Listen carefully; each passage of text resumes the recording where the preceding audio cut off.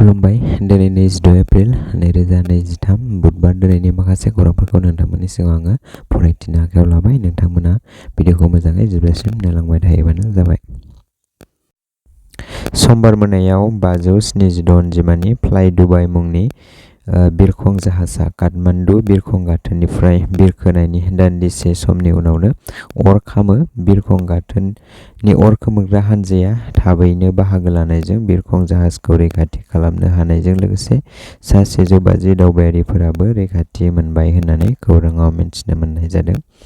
बिरखंआ Dubai फारसे दावबायदोंमोन आरो सिभिल एभिएशन अथ'रिटिनि फोरमायनाय बायदिब्ला गासै दावबायारिफोरा दुबाइसिम रैखाथियै सौहैबाय होननानै फोरमायथिदों।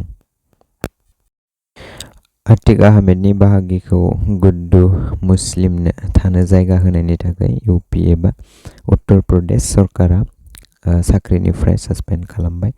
गेंस्टार आतिक आहमेदनि बिगुमै आखलाक आहमेदखौ उमेश पालखौ बुथारनाय दायनिगिरि गुड्डु मुस्लिमनो थानो जायगा होनायनि थाखाय उत्तर प्रदेश देहायारि सावस्रि बिफानआ साख्रिनिफ्राय सासपेन्ड खालामबाय, जाय सरकारि देहा फाहामगिरि महरै खामानि मावनानै दङमोन।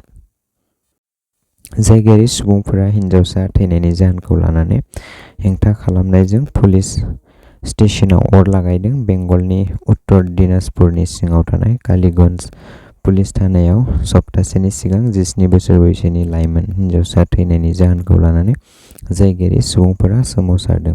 बुथारजानाय हिनजावसानि बिमाया अजद खालामदों दि नालायाव बुथारना गालांनाय गावनि फिसाजोखौ जिनाहारि खालामनानै बुथारदों होननानै। मुकेश आम्बानीआ 1500 करोड़ रांनि न'अनथोब महरै गथायदों। गावनि आगदा आखाइ मनज मदिनो एसियानि बयनिख्रुइबो माहाजोन एबा रिलायेन्स इन्डास्ट्रिजनि चेयारमेन मुकेश आम्बानीआ मुम्बाइनि नेपियान सी र'डनि साखाथियाव 22 थालानि 1500 करोड़ रांनि गंसे न'खौ अनथोब महरै गथायदों। गावनि आगदा आखाइ एबा रिलायेन्स रिटेलनि डाइरेक्टर मनज मदिनो। खौरांनि बायदिब्ला मनज मदिया बिथांनि माल्टि-बिलियन डलारनि फालांगिफोराव मोनसे गिदिर रल खालामदों होननानै फोरमायथिदों।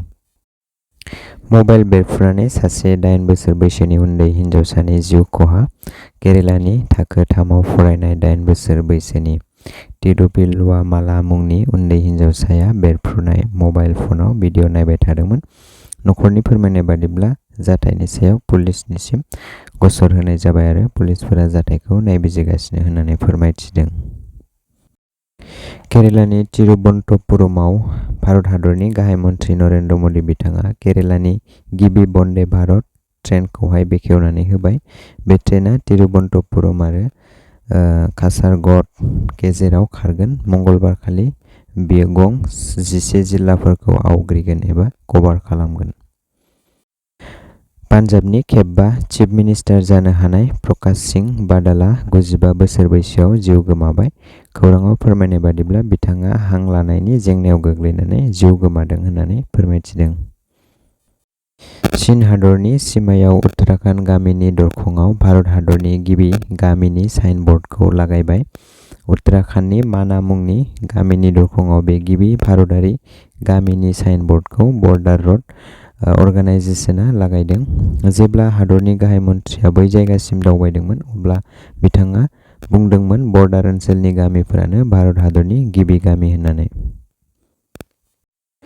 गोजोन्थों। दिनैनि खौरांफोरा बेखिनियानोमोन। बेबायदि गुबुन गुबुन खौरांफोरनि थाखाय नोंथांमोना आंनि चेनेलखौ साबस्क्राइब खालामनो दाबाव आरो लोगोसे बेल आइकनखौबो थुनानै लानो दाबाव।